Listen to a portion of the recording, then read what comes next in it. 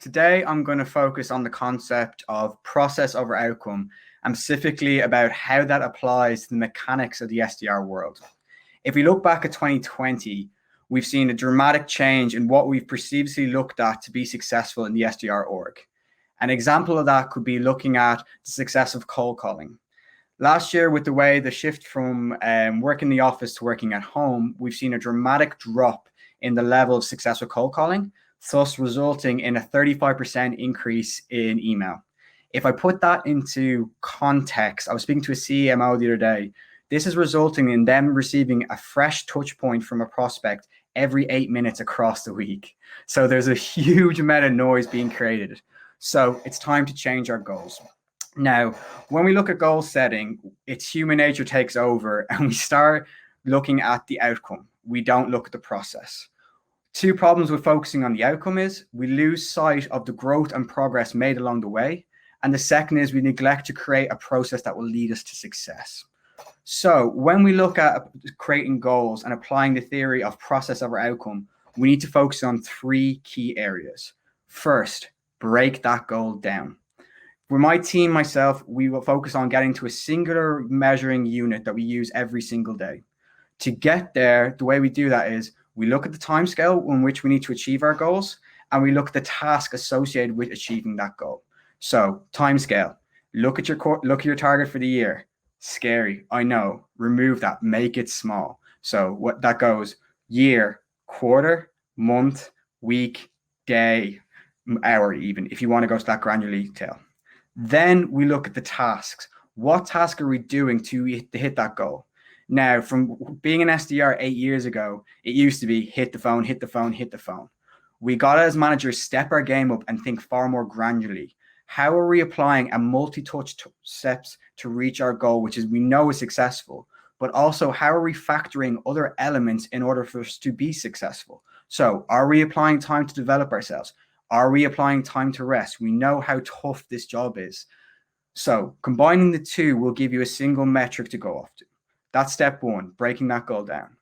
However, in the world that we live in now, it's not good enough just to look at numbers. We have technologies that can show us the scale. We have technologies that give us greater insight. So it's about understanding the capabilities of individuals on our team. Everyone on your team is unique. And if you don't step up as a manager and understand that capability and how it applies to the goal, you will not get the best out of them.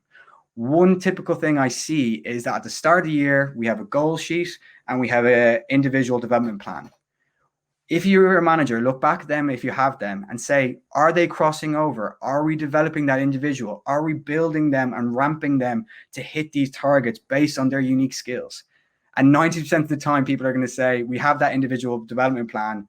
It goes into a Google Drive. We never touch it. And we just keep looking at numbers and we don't understand how we can get people to that numbers. Because as managers, that's our key job, to make our individuals successful. So we've got breaking down the goal and understanding the capabilities of individuals. The final element comes in regards to building rhythm. The best way to build rhythm is habits.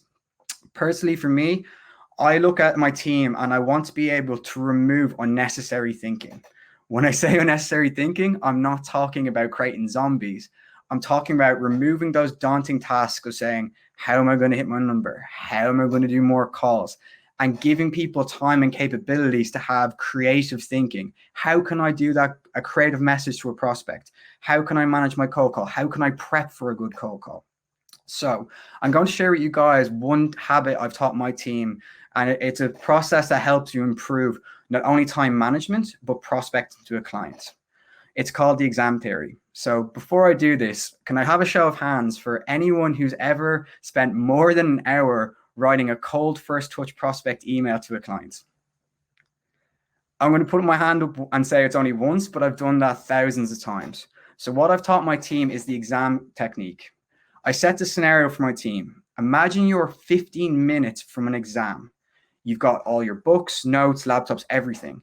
And you have to research for 15 minutes and then go write an A essay. What this does, if you put this into a prospecting terms, is it takes our brains away from that granular thinking and applies focused thinking. I guarantee you, by applying this methodology in your first time, you'll see how much your brain reacts, how you'll go to the places that best suit you, how you'll be able to read things far faster and get that granular detail that gets you that key message. Now, for anyone trying this for the first time, I guarantee as well, 50 minutes is going to feel tight. But that's the whole thing. If we go back to goal setting and goal building, is that we have to keep going back and understanding how we improve in granular detail. To my message to managers about understanding capabilities, it's your job to help your teams understand where they can do better. What are the small things? Not just telling them you need to do 10 calls, because that might not be the issue. So to recap, when we're looking at applying process over outcome, we need to focus on breaking down those goals. So small steps versus giant leaps, understanding our capabilities because everyone's unique, and finally building rhythm in habits. Thanks, guys.